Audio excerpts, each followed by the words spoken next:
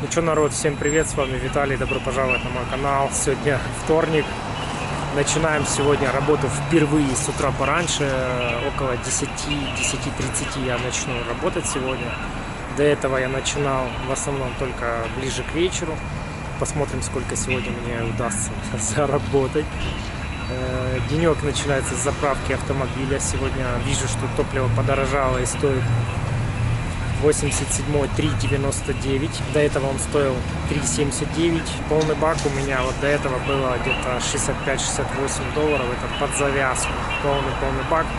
Хватает его минимум на 360-400 километров вот в таком режиме, как я езжу. В общем, вот этого бака хватает на 3-4 дня полных работы. За это время можно заработать $500-600.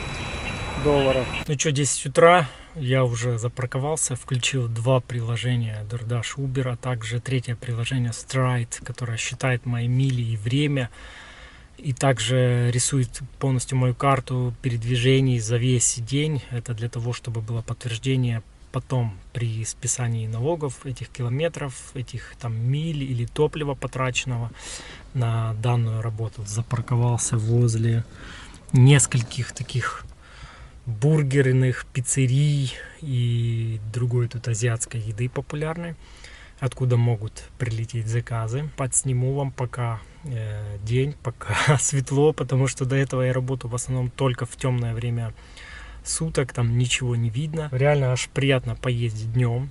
Реально, когда видишь далеко, намного меньше напряжения на глаза, на голову, на все. Когда ты видишь далеко, ясно, светло, видишь дома, номера на домах издалека. Реально легче. Вечером очень тяжело. Ну вот, друзья, прилетел первый заказик на Uber. 1 миля $8. Вот за вот этот вот пакетик маленький, легенький с Panda Express. Вот эта навигация ужасная, но голос у нее ужасный, конечно. Вот заезжаю во двор, пока ворота открытые. Где-то здесь кидают тачку. То есть реально 1 миля очень близко. За $8 это классно. При этом я остаюсь еще в красной зоне, никуда далеко не уезжаю. Что, ребята, доставил? Она мне дала еще типы $3. Наличка, это, конечно, бывает очень редко. За все время у меня было всего 3 раза. Вот третий раз 3 или даже $3. Вот, итого $11 за 1 милю. Прилетел заказик номер 2, DoorDash, Макдональдс. 0,7 мили от Макдональдса. 2 минуты езды, 6,50 платят. Пока стоишь на светофорах, сразу открываешь и смотришь либо номер дома, либо какой апартмент, либо там код, все, что он может оставить. Это, наверное, какая-то гостиница или что такое. И типа ты можешь оставить на ресепшене «спасибо». То есть это еще куда ни шло, это легко, когда оставить. А когда начинаешь бегать по этажам, искать номер, room, короче, то не очень. Ага, теперь видим вот этот дом. Нужно его название проверить. Urban, да, туда нужно оставить где-то на ресепшене. Как видите, я остался в красной зоне, я вот здесь вот стоял, ну вообще ни о чем. Я проехал реально, 1 милю. Сейчас я чуть вернусь к кафешкам. Вот, вау. Прилетает прям при вас. 9,75 за 8,7 миль. Это не хочу такой брать. Не-не-не, я такой брать не буду. Это вы представьте, сколько нужно ехать, потом вернуться, потом еще там бегать. Не. А здесь вот на Uber прилетел заказ 11,67 за 6 миль. Вот это в принципе могу взять. Взял третий заказ. Такой средненький, конечно, где-то 2,5 мили за $6. Но уже не мог сильно отказываться, потому что перед этим 3 пропустил невыгодных. А чем больше пропускаешь, тем хуже. Вон напиточек. И вот здесь лежит с Chick-fil-A. Короче, сейчас обед. Сейчас 11:30. Уже, в принципе, люди начинают активно заказывать. Сделал, короче, эту доставку. Самые голимые вот эти доставки. Вот в таких домах. Посмотрите. Turn left toward Harvard Street. Вы представляете, сколько там нужно бегать, короче, искать. Turn left onto Harvard Street. Там second floor, короче, комнату потом. очень неудобно делать такие доставки. Прилетело еще пару заказов двойных. То есть этот везу, прилетел еще по пути один, подкинули мне, сейчас заезжаю. В принципе, вот так целый день и катаешься. Вот в этом и заключается работа. Сделаю еще пару доставок. Сейчас доставка была не домой, а вот типа какой-то медицинский центр. Сказала, запаркуешься, позвони. Вышла, встретила у двери меня. Уже заработал, наверное, долларов 40 с 2 приложений, еще не считал. В общем, как всегда, вечером тоже расскажу, сколько в общем за целый день заработал. Вот, еще буду делать перерыв на обед, и ребенка нужно будет забрать со школы. Сейчас делаю доставку, это уже почти центр города, но здесь очень много вот таких улиц, смотрите, с какими историческими старыми домами. Просто шикарно, посмотрите, это даже из кирпича дом. Это очень много улиц таких, очень, посмотрите. Скоро здесь все расцветет, будет очень красиво. Вот вам еще Америки немного.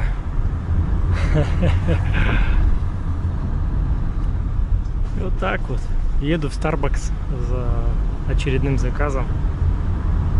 Пару миль, 6,5 баксов платят. Все квадратами, все улицы вот так вот тут прямоугольные, все квадратами. Очень просто. Ездить очень просто, находить. Вот видите, какие низкие дома бывают, очень прям сильно низкие. Сейчас покажу, что везу. Это просто не мог вам не показать, не снять. Вот ведерко мороженого, маленькое такое небольшое. 6,5 миль везу за 11,25. Это я сейчас прикрою своей курточкой, чтобы не растаяло. Честно говоря, я не знаю, как они... Выбирают ли они конкретно, откуда они хотят мороженое, например. Или они просто выбирают, с какой сети. А DoorDash сам уже, если я нахожусь возле этой сети, неважно где, в каком районе, но я нахожусь возле этой сети, где он хочет мороженое, то, например, я беру там мороженое и везу. То есть не знаю, как он подкидывает заказы, но реально это не близко. Это просто кто знает куда. Я сейчас нахожусь почти в центре. А еду далеко на район. Но это в сторону моего дома, поэтому очень-очень даже подходит. Ну что, возвращаюсь сейчас домой на обед. И потом нужно будет ребенка ехать в школу забирать. Ну что, 4 часа дня я продолжаю работать. Единственная пакость себе сам сделал. У меня на DoorDash был график с 3 до вечера. Я записывался еще 6 дней назад. И я в 3 часа включился в работу, но по своей глупости выключил. Потому что мне там нужно было записаться на 6 дней вперед. Потом думал, что у меня же график есть, вернусь. И оно уже все. Уже для меня нет работы. Потому что якобы я свой график выключил минуту назад. Получается, что сейчас я остался только с Uber'ом. DoorDash весь серый. Прилетел заказик на Uber. 2,6 мили за 11 с чем-то. Это неплохо, реально, мне вот такие заказики нравятся. Здесь недалеко, на райончике. Uber, в принципе, мне нравится.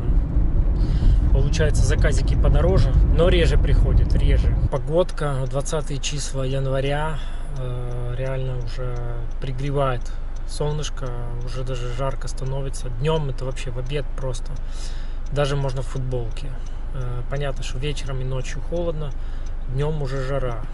Уже практически в обед нужно включать кондиционер. Вот Америка, смотрите, это такой райончик неплохой, с такими домами классными. Такая улица, широкая. Так, лежачий полицейский. Ах. Вот видите. В этом районе классно, мне нравится.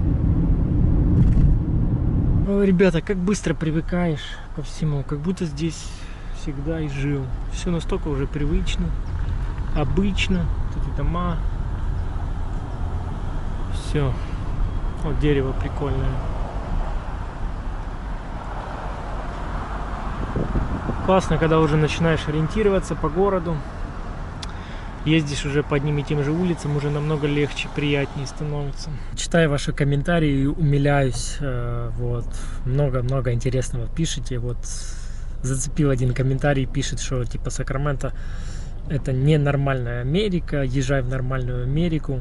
Реально даже не знаю, где найти этот комментарий, чтобы ответить. Я нормальную Америку вижу в любом хорошем районе Сакраменто, в любом пригороде хорошем Сакраменто. Реальную классную Америку. Куда вы хотите, чтобы я поехал? Вы говорите, туда я уехал. Куда ты уехал? Где по $8 платят в час? Я живу в самом классном штате, самом дорогом, самые большие зарплаты, самая классная природа и самый классный климат. Ты можешь ехать куда ты хочешь. Америка. Здесь мне все нравится. Вот, пожалуйста, чем тебе Америка плоха? Чем тебе плоха Америка? Посмотри. Вот, это все Сакраменто. Вот, все. 2 мили от моего дома. Пожалуйста. Чем тебе не Америка из фильмов?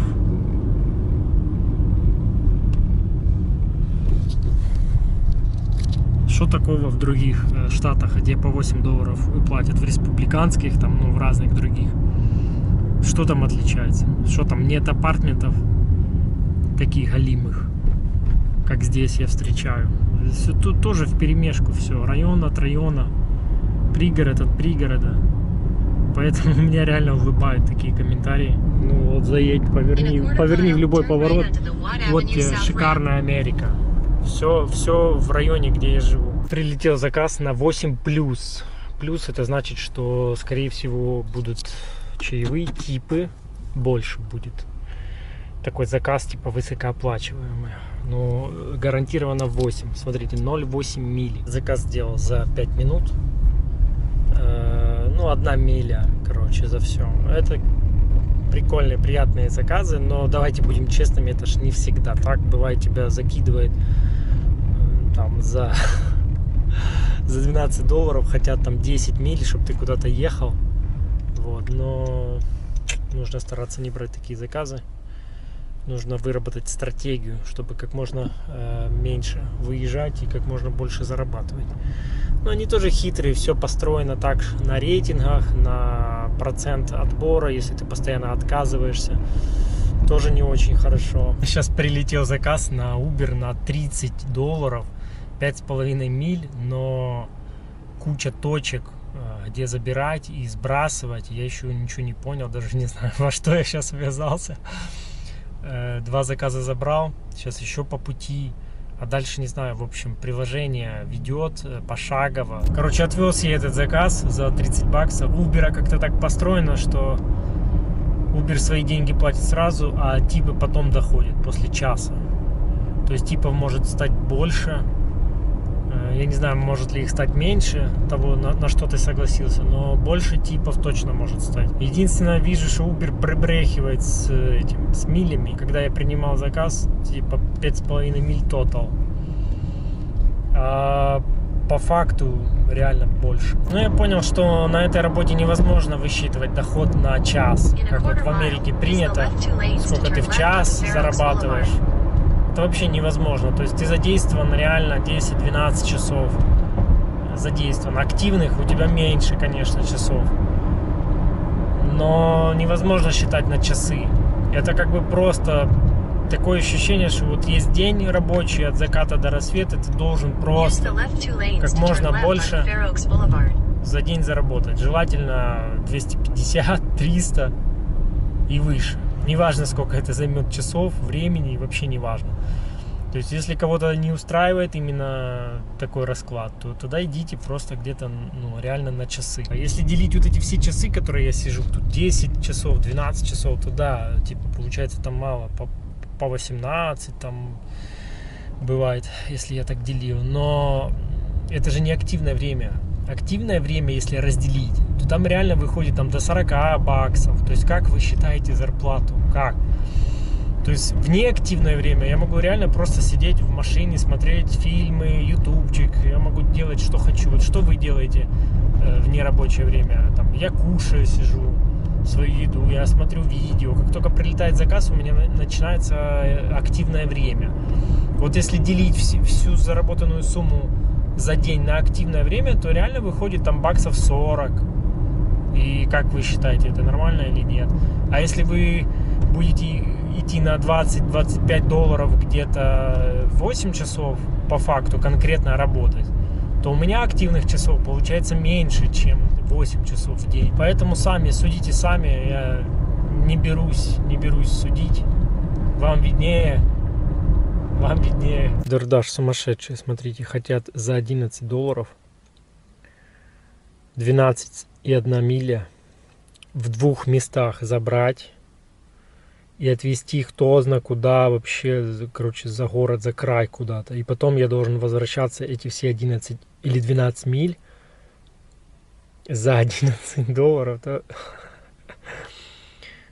Пусть сами такое везут. Но они, зараза, потом рейтинг понижают. И меньше работы дают. Все равно я не поеду. Возвращаюсь домой. Сейчас будем подводить итоги. Машину проветриваю от этой вони. Открыл все окна. Сейчас качусь с ветерочком, чтобы выветрилось это все жареное масло.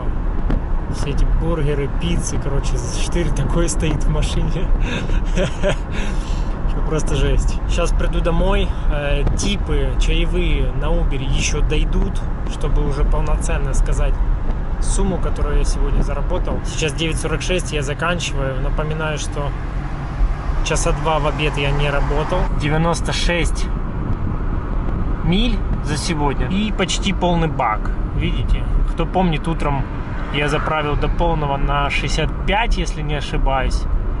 На 65 долларов. А вот сейчас приеду домой, посчитаю, сколько за день заработал. И сами тогда подумайте, окупается это, не окупается. В целом получилось 213 долларов. Пишите свое мнение в комментах. Обязательно воспользуйтесь моей ссылкой реферальной, кто будет регистрироваться водителем на Uber. В описании есть ссылочка. Ставьте лайк за это видео, если оно вам понравилось. Подписывайтесь на мой канал. До новых встреч. Пока.